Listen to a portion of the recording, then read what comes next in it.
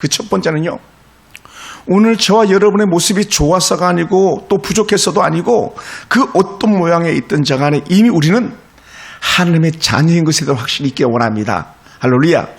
그래서 요한복음 1장 12절에서 뭐라고 말씀했습니까? 영접하는 자 곧 그 이름을 믿는 자들에게는 하나님의 자녀가 되는 권세를 주셨으니 이는 혈통을 알아 육적으로 나지 않냐고 하나님의 뜻으로는 따르고, 그렇게 1장 12절 13절에 연이어서 말씀하고 있습니다. 여러분, 우리는 우리의 모습이 어떠한 모양이든지 간에 한결같이 우리는 하나님의 자녀인 것입니다. 할렐루야. 하나님의 자녀이므로 그 자녀들을 책임지시는 분이 우리 하나님이신 줄 믿습니다. 또한 두 번째는요, 저도 자녀들이 있지만 여러분, 자녀들이 구할 때 항상 필요를 채워주시는 분이 부모님 아닙니까? 하나님께서도 마찬가지. 우리가 하나님의 자녀가 된 이상 하나님께 우리의 모든 것을 채워주기로 이미 작정하셨습니다. 어떤 물건을 주는 것만이 아니라, 어떤 삶의 환경을 인도하는 것만이 아니라 모든 전 영역이라는 거예요. 모든 전 영역.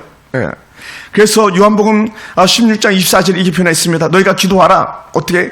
지금까지 너희가 내 이름으로 아무것도 구하지 아니하였으나 구하라. 그리하면 받으리니 너희 기쁨이 충만하리라. 그것이 기도 응답에 대한 분명한 확신이 오늘 저와 이런 가운데 있기 원합니다. 자녀에 대한 확신, 기도 응답에 대한 확신이 우리 가운데 있다면요, 우리는 언제 어떤 모양 가운데 있을지라도 우리는 다시 갱생 살아날 수 있습니다. 회복될 수 있습니다. 할렐루야. 저는 그것을 믿습니다. 그러면서 하나님께서 우리에게 주셨던 은혜 말씀이 뭐냐? 그러면 너희는 승리한다라는 거예요. 승리한다. 할렐루야. 예수님의 부활은 승리의 부활이거든요. 사도들의 순교는요, 승리의 부활로 역사하는 거예요.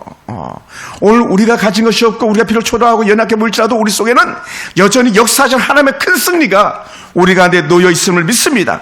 그래서 사도 바울은 로마서 8장 31절을 통해서 이렇게 말씀하고 있어요. 이 일에 대하여 우리가 무슨 말을 하겠느냐? 만일 하나님이 우리를 위하시면 감히 누가 우리를 대적하겠느냐라고 말씀하셨습니다. 누가 우리를 대적하리요? 대적할 자가 없다는 거예요. 아멘. 대적할 자가 없다. 우선 보면 적이 이기는 것처럼 보일 때도 있어요. 우선 보면요, 적들이 이기는 것처럼 느껴질 때도 있어요. 그런데요, 마침내 승리는 우리의 승리인 줄 믿습니다. 퍼펙한, 완벽한 승리는요, 오늘 우리의 승리인 줄 믿습니다. 그리고 사랑하는 성도 여러분, 우리가 하나님의 자녀에 대한 확신과 기도 응답에 대한 확신과 또 승리에 대한 분명한 확신만 있다면 우리는 결코 쓰러져도 뭐라고요? 7전8기 할 수 있는 은혜가 있는 줄 믿습니다. 왜냐하면 의인은 7번 넘어지지만 뭐라고요? 8번 일어난다 그랬잖아. 때론 우리가 죄 가운데 실패하고 낭만 가운데 있다 할지라도 주여 찾아와서 하나님 살려주세요 하는 순간에 하나님의 역사, 회복 역사는 우리가 일어날 줄로 믿습니다. 그리고는 죄와는 영이별하는 거죠. 그리고는 하나님의 자녀들이 주시는 큰 은혜가 뭡니까? 이미 로마서는 그렇게 정리했어요. 모든 사람이 죄를 범했다고요. 모든 사람이. 세상 사람들은 뭐라고 말합니까? 내가 무슨 죄인입니까? 또 어떤 사람들이 이렇게 말합니다. 모든 사람이 다 죄인이죠. 당연히 이렇게 말합니다. 그런데 여러분, 성경에서 뭐라고 표현했습니까? 모든 사람이 죄를 범했으면 하나님 영광에 이르지 못했다고 말합니다. 그런데 이 차원을 뛰어넘어가지고 주신 놀라운 영적 은혜가 있다면 그것은 사도 요한의 고백을 통해서 우리가 들을 수 있는 말인데, 만일 우리가 우리의 죄를 자백하면 그는 미쁘시고 우려서 우리의 죄를 사하신다 그랬어요. 용사신다. 그러니까 하나님은 어떤 하나님? 우리 아버지의 하나님은 용사하신 하나님이라는 거예요. 할렐루야. 용서의 하나님. 그러니까 용서받은 자의 기쁨을 누릴 줄 알아야 되는 거예요. 제가 오늘 이 본당 옆에 우리 작은 방, 애들 방을 청소하다가 육가락이 이렇게 있다. 육가락이 4개 아닙니까? 독에 걸린 뭐하는 뉴스를 볼 때 갑자기 머리에 확 떠오르는 게 있었어요. 뭐냐면 제가 어린 날에 윷 때문에 한번 아버지한테 아주 호되게 혼난 적이 있었거든요. 공부 안 하고 윷놀이 한다고. 저는 사실 윷놀이 안 했거든요. 그래서 저는 엄청 억울했어요. 윷이 있었던 그분이 전 윷놀이를 안 했어요. 근데 아버지는 전능하신 아버지가 아니잖아요. 그러니까 윷이 있었기 때문에 너는 윷을 했어, 윷놀이를 했으라고 하는 그런 단정을 내리고 저를 혼낸 적이 있었는데, 우리 하나님은 때론 우리가 죄를 범한 가운데 있다 할지라도 하나님 살려주세요, 하나님 용서해 주세요 하는 순간에 우리의 모든 죄가 깨끗하게 할 거라고 이미 약속해 주신 줄 믿습니다. 그래서 우리를 모든 불의에서 깨끗하게 하는 거예요. 만약에 죄의 용서를 받지 못했다면 어떻게 됩니까?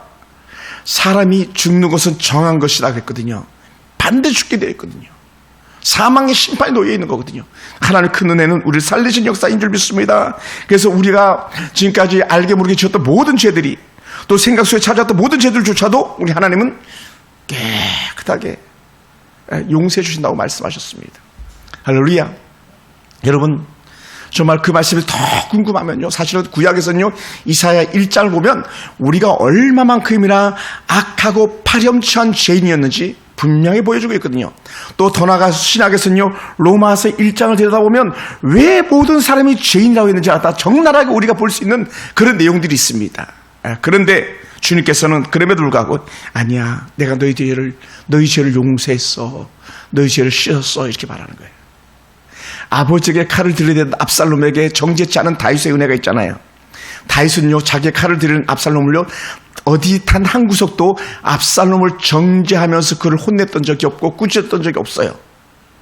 그가 억울하고 힘이 겨울 때 하나님께 기도했었지만 아들 압살롬을 미워하거나 아들 압살롬을 정죄한 적은 단 한 번도 없었습니다. 왜 그럴까요? 다윗은 하나님의 아름다운 예표 모델이 되기 때문에 그랬어요. 여러분, 압살롬이 죽었을 때 얼마나 대성통곡하며 울었었습니까? 차라리 내가 죽었어야 되는데, 네가 살고 내가 죽었어야 되는데 하면서 대성통곡했던 이 다윗의 은혜는요, 아버지 하나님의 사랑, 아버지 하나님의 눈물이었던 것이죠. 어떤 사람들에게요, 죄를 깨닫고 회개하는 자에게 주신 은혜인 줄 믿습니다. 할렐루야. 그러면서 여러분, 우리에게 주신 오늘 특별한 은혜가 더하기 원하는데, 그 시편 118편과 연결되는 은혜 본문들입니다. 뭐라고요? 다섯 번째는요, 그러므로 하나님이 나를 인도하소서예요. 인도하심에 대한 확신. 하나님 나를 인도하심, 이끌어가심, 순간순간마다 이끌어가신 은혜가 우리가 믿기 원합니다. 사실은 왜 성도들에게 견고한 신앙의 터가 흐려지고 무너지는가? 이 다섯 가지 기본적 영적 확신이 없기 때문에 주의 말씀을 등한시하고 주의 전을 등한시하고 주님과 기뻐하는 교제가 등한시 되어진 줄 믿습니다.